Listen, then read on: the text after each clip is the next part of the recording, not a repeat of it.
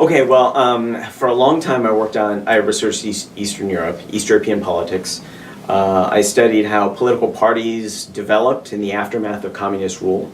In the 1990s, in all of these countries, of course, the one-party system had gone away, and now there were many parties. And it takes real adjustment for societies and for individual people to learn to operate in a system like that.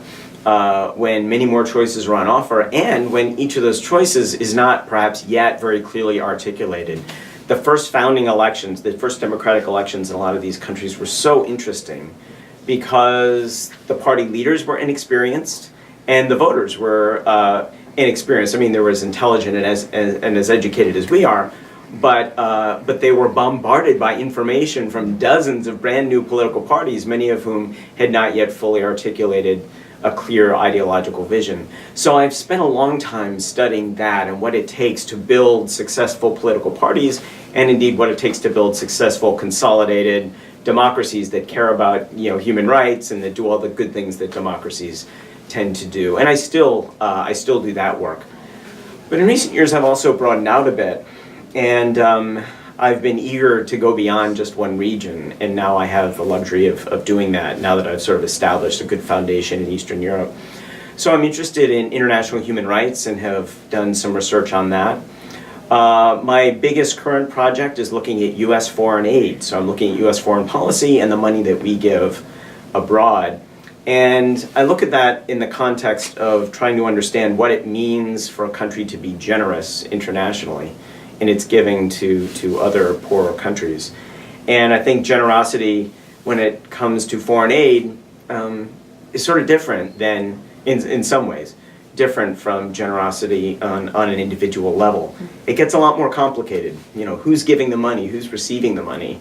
If one person is generous to another person, the relationship tends to be quite clear, and that's, and you can study it, but you can understand it quite well, perhaps. But when it comes to international politics, you have governments giving to governments, you have governments giving to non-governmental organizations, you have individual people giving to non-governmental organizations that give to non-governmental organizations that hand out, services to people, and it gets very complicated very quickly. And so most of my research is oriented toward the motive behind giving. So to what degree, when we give foreign aid, to what degree are we giving foreign aid because we want to help and we're willing to sacrifice something to help? Or on the other hand, to what degree are we giving money for instrumental reasons to sort of, encourage a country to move in a certain direction or to satisfy certain foreign policy priorities that we have? And that's not necessarily bad. In fact, one very useful thing is the whole idea of enlightened self-interest, that my giving money to you might also help me in some way. And if one country's foreign aid donations can also end up helping it, then presumably everybody gains, and things are good. But it's not always that way. One of the main things I've looked into is gauging how generous the United States is. And a lot of Americans, and public opinion polls routinely show this, most Americans grossly overestimate the amount of money we give and the generosity that we have toward other countries. I think if you ask most Americans, they would assume that we are one of the most generous people on earth in our international giving, and it turns out that we're actually among the very least generous when measured in relation to the wealth that we have available. And obviously, the United States gives more money than any other country does, but that's because we are by far the largest economy on the face of the earth. We're one of the wealthiest countries on earth. We consume and enjoy about 22 to 25% of global wealth, even though we only have 5% of the world's population. So, of course we give more money than any other country, but if you take the money we give as a proportion of our annual GDP, the annual amount of goods and services that we produce in a given year as valued in dollars, what you find is that we give a much smaller share of our annual income and indeed of our accumulated wealth. We give a much smaller share than do most wealthy countries in the world. And so what I've done in my most recent research is to look into other sources of giving. So not just official foreign aid, which is what I've just been talking about, but also other things that we do. For example, the things that, ways in which we use the military to help other people. For example, the military's delivery logistically of relief supplies in an earthquake zone or after a tsunami or something. And also looked at private giving that we individual Americans make through charities, for example.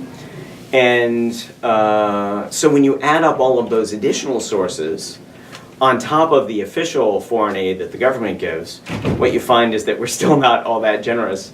And that if you add up all the money that we give in official government aid, and then add to that all the money that we give in private donations, plus all the military-related activities that we undertake for economic welfare and disaster relief purposes, etc., add all that up, and still it's lower on a per capita basis than about half of the other wealthy countries on Earth give in only their government foreign aid alone. So you add up all of this, and we're still less generous than many countries are solely with their government giving.